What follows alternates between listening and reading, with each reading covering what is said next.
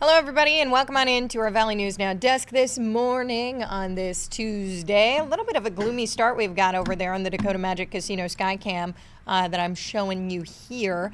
But check out that temperature that I've got in your lower right-hand corner of your screen. We are sitting at a mean 17 degrees right now. That's not too bad, in my opinion, really at all. One more time, thanks so much for joining us here on our Valley News Now desk. My name is Alex Larson. We're going to kick things off talking about that and just that. What is going on outside? So I'm going to get my screen ready to share with you here so we can get a better idea of what we are looking at. Again, 17 degrees here in Fargo. We're going to stay cloudy, gloomy pretty much the entire day. 24 degrees is really all we're going to hop up to. That's going to be around that 6 o'clock hour, which seems late, right? But check this out. It's only going to get better. Tomorrow, we're looking at 37 degrees, low of 23. It's going to be breezy, but I mean, at least that 37 is something to look forward to. Friday, cooling back down again, 14. Saturday, 27 with a low of 11. Sunday, 29, low of 14.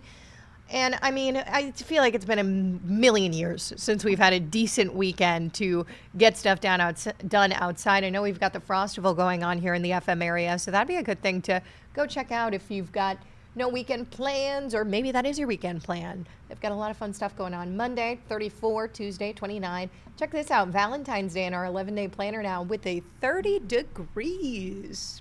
30 degrees is my Valentine on that Saturday.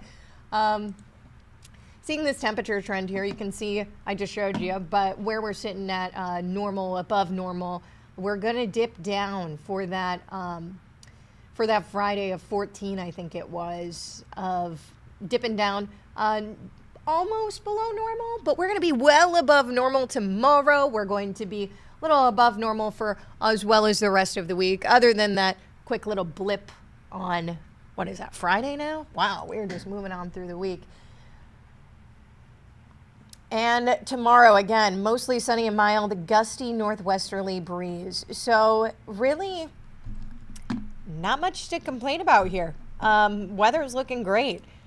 We are going to keep on trucking on through the week. But remember, for all of those updates, you can find all of the latest information over on the VNL weather app, where our First Alert Storm team works very hard to keep you updated in the know with everything that's going on outside. Good and bad. So you can download that weather app. It's free in the App Store. Easy to use. All you got to do is search VNL weather. Moving on here, 4 Colorado men are in custody facing felony charges in Becker County.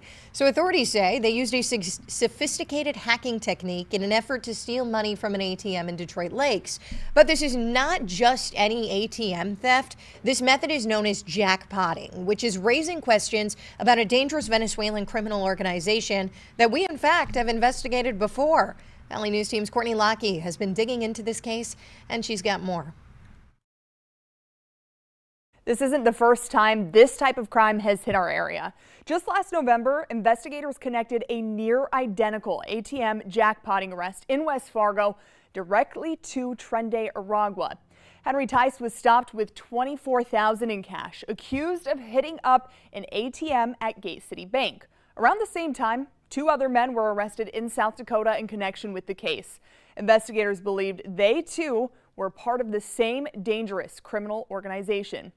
TDA is heavily implicated in a large-scale nationwide ATM jackpotting scheme in the U.S. The criminal organization is documented to have a presence in Colorado, specifically within the Denver metro area where these men are from. Federal and local law enforcement have called the area ground zero for their operations in the U.S. Detroit Lakes Police Chief Steve Todd tells me the investigation is ongoing, so the department can't comment on specifics. He did say they provided information to other local, state, and federal agencies.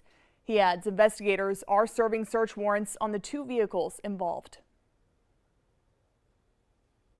Again, that's Courtney Lockey reporting there.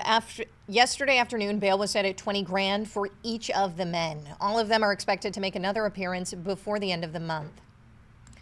Moving on here, Minnesota's 2026 precinct caucuses started last night, marking the start of the political party's candidate endorsement process. Precinct caucuses are meetings run by Minnesota's political parties. They're the first in a series of meetings where parties may endorse candidates, select delegates, and set goals and values called party platforms. Over 100 people gathering in Moorhead last night as the Clay County DFL caucuses convened at the Comstock Memorial Union. It's always interesting when you get in a caucus room what people think ideas they have for the platform, and it's really kind of fun to have that grassroots, like, here's what I think, and sometimes there are things that have not even come. And over at DGF Elementary, the Republican caucus taking place. Over 75 people making their way to vote in a straw poll for who they think should represent the GOP in the governor's race. As of right now, straw polls are showing that the top three Republican candidates are Lisa Damuth, Kendall Qualsand, then Mike Lindell, all of which are over the 1,400 vote mark. 52% of the straw poll has officially been tallied, and those who did make their way out to the caucuses say that the values of the Republican are what need to be seen in Minnesota. Now, you can, of course, stick with us for those results as we get them. And as we continue our 12 days of giving leading up to Giving Hearts Day, we're taking you to another one of our local nonprofits. From its opening more than 10 years ago to the devastating fire destroying the facility back in 2021, and most recently, the rebuilding and expansion of North Dakota's only Down Syndrome Achievement Center, our community continues to show up for GiGi's Playhouse. I stopped by to show you where your dollars are going on Giving Hearts Day if you choose to donate towards GiGi's. Let's check it out.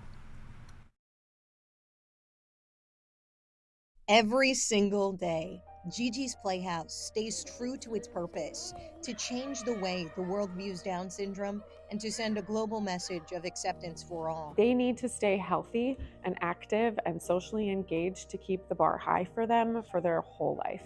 Lifetime commitment. It's a big part of the Playhouse's mission. So there are no gaps in any of the programs. We have that full range all the way through for anyone so that there's just that revolving door, like we're here for you the whole time. The programs GiGi's provides are purposeful, but of course fun. Not a replacement for other services that they probably receive in our community, but it's a great place for them to get additional practice. And those involved with GiGi's continue to give back. Started here as a volunteer.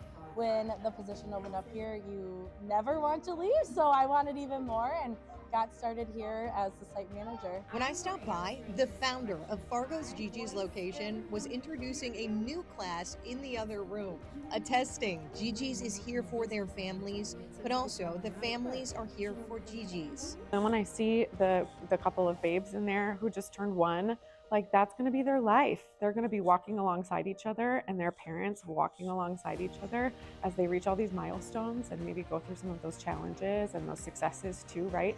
So I think it's just amazing that we really see the future before us. GiGi's Playhouse is 99% volunteer run, and none of this would be possible without community support, making Giving Hearts Day so important. All of our funding comes from local donations. So this is critical that we receive that support from our community to keep our programs free. Empowering individuals with Down syndrome and their families to realize their full potential, fostering confidence, independence, and joy.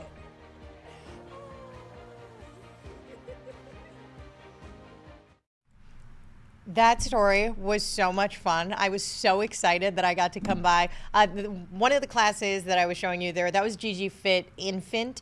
It's incredible. GiGi's is a great nonprofit in our area, and Giving Hearts Day is next Thursday, February 12th.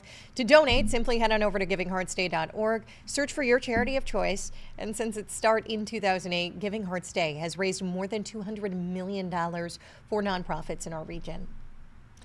Over in West Fargo, I want to show you these snow sculptures. These are pretty cool. These are back in downtown West Fargo. You can head on over to the plaza to go check them out and take a photo for a chance to win a prize. You can take a selfie, pose with friends or family, or just capture the sculptures in your own unique way. To enter the contest, post your photo on Facebook or Instagram, then tag the City of West Fargo and West Fargo events. Winners are going to be picked each week. And something else pretty cool that we've got going on here at Valley News Live with the 2026 Winter Olympic Games 2 days away. we're creating cutting edge icy coverage of this year's coolest highlights. This is awesome video here. Construction of the VNL Ice Desk continues. That's where you're going to find Devin Fry and McKenna Wright hosting the Ozone Show right after our 6 o'clock show every night throughout the Olympics. Now the games begin this Friday, February 6th, running through the 22nd. Again, you're going to be able to catch all that action over on KVLY. Very cool. I haven't went outside to go check it out yet, but it looks like they're having a lot of fun there, Jessica and Devin. All right.